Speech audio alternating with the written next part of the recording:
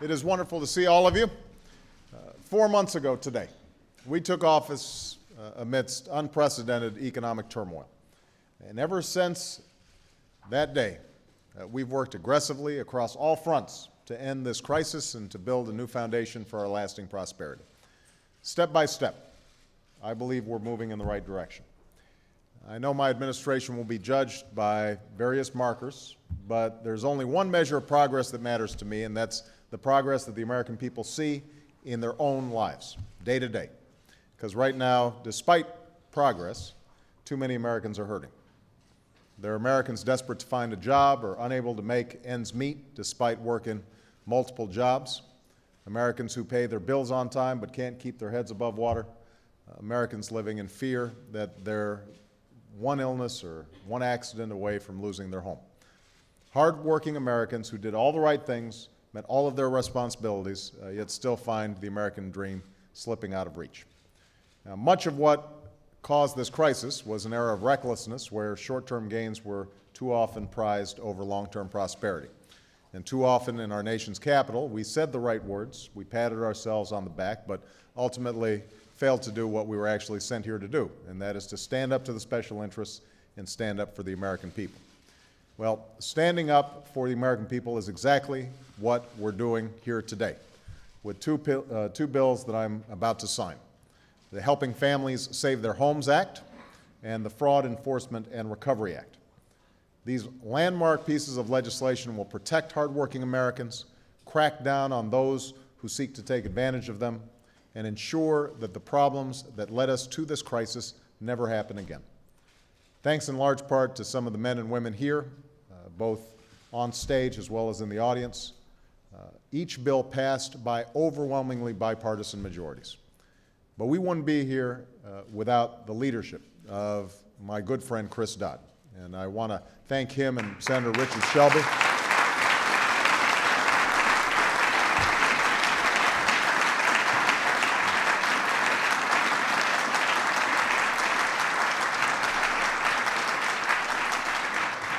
Chris and Richard Shelby over on the Senate side, and then on the House side, Chairman Barney Frank and Representative Maxine Waters doing a great job.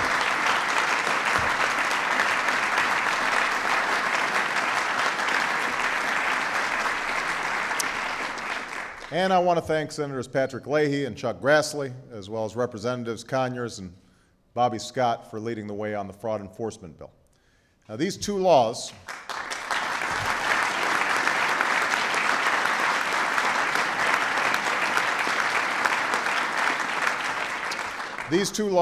together with the comprehensive credit card reforms that I hope to sign later this week, represent fundamental change that will help ensure a fair shake for hardworking Americans. And I think it's important for people to understand the significance of this week. This has been one of the most productive congressional work periods in some time. And I am grateful to have Harry Reid here, as well as Nancy Pelosi, who could not be here, and the other key members of Congress for assigning these measures the urgency that they deserve and that the times demand. Now, let me talk a little bit about the housing bill. The Helping Families Save Their Homes Act advances the goals of our existing housing plan by providing assistance to responsible homeowners and preventing avoidable foreclosures. Last summer, Congress passed the Hope for Homeowners Act to help families who found themselves underwater as a result of declining home values, families who owed more on their mortgages than their homes are worth. But too many administrative and technical hurdles made it very difficult to navigate, and most borrowers didn't even bother to try. And this bill removes those hurdles, getting folks into sustainable and affordable mortgages, and more importantly, keeping them in their homes. And it expands the reach of our existing housing plan for homeowners with FHA or USDA rural housing loans, providing them with new opportunities to modify or refinance their mortgages to more affordable levels.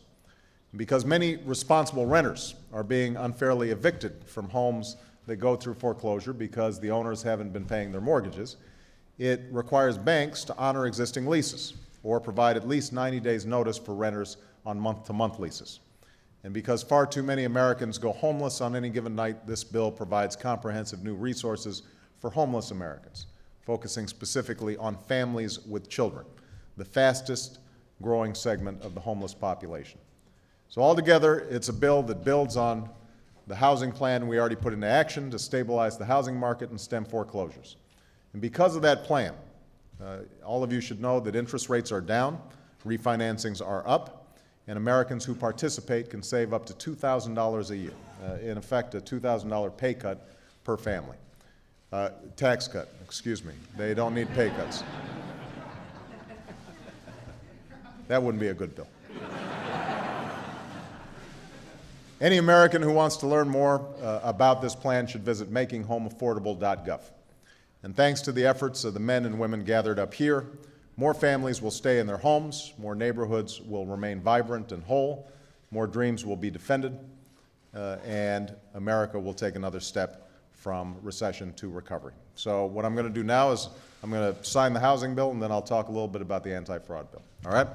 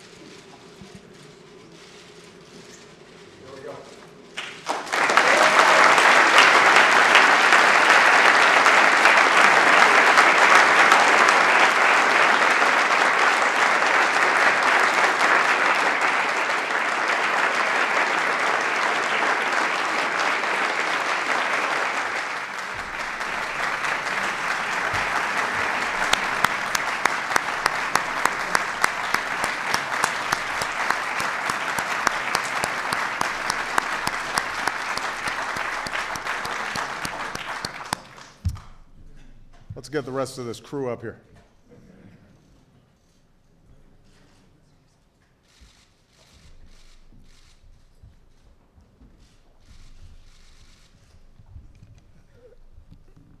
The other bill that I'm signing today gives prosecutors and regulators new tools to crack down on what's helped cause this crisis in the first place, and that's the twin scourges of mortgage fraud and predatory lending.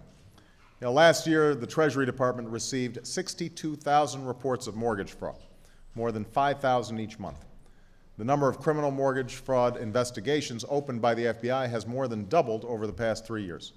And yet, the federal government's ability to investigate and prosecute these frauds is severely hindered by outdated laws and a lack of resources.